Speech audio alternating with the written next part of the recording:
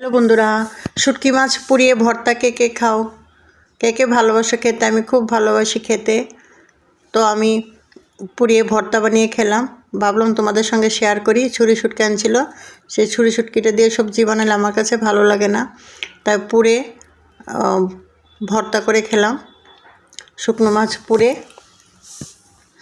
আমাদের ত্রিপুরাবাসীরা তো প্রায়ই খায়, আমিও খুব ভালোবাসি।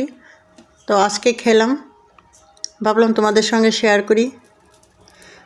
জানি না তোমরা কি করে বানাও, আমি তো এইভাবে পুড়িয়ে বানাই। তারপর শুটকি মাছটাকে ধুই ভালো করে। অনেকে অনেক রকম বানায়, ধনিয়া পাতা দিলে ভালো লাগে, কিন্তু ধনিয়া পাতাটা আমি দেইনি। হালকা একটু 1 চামচ তেলের মধ্যে একটু ভেজে নিলাম। শুকনো পোলাও ভাজা যায়, আমি একটু অল্প পরিমাণে দিলাম। রসুন, পেঁয়াজ, কাঁচা লঙ্কা, একটু লবণ স্বাদ অনুসার দিয়ে এগুলো একটু ভালো করে ভেজে নিলাম। ভেজে না, একটু টেলে নিলাম।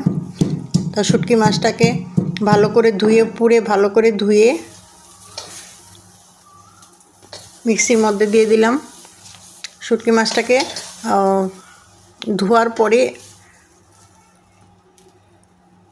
ছেঁচে নিলাম, ধোয়ার আগে পুড়ে নিলাম, ওভেনে পুড়ে নিলাম।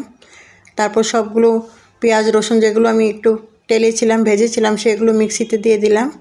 আর এগুলো একটু ছেঁচে নিয়েছিলাম আগে। যদি ছেঁচে পছন্দ করো, অনেকে যদি পছন্দ না করো, তাহলে মিক্সির মধ্যে একবার রসুন পেস্টটাকে একবারে, মানে বেশি পেস্ট না, একটু হালকা, কীরকম হয়েছে দেখো, একটু আধ ভাঙা। অনেকে তো হাত দিয়েই করে শিলপাটার মধ্যে ছেঁচে নেয়। আমি শিলপাটার মধ্যে ছেঁচেছিলাম, তারপর আবার একটু মিক্সিতেও দিলাম। টেস্টি খানা কার কার ভালো লাগে বলো।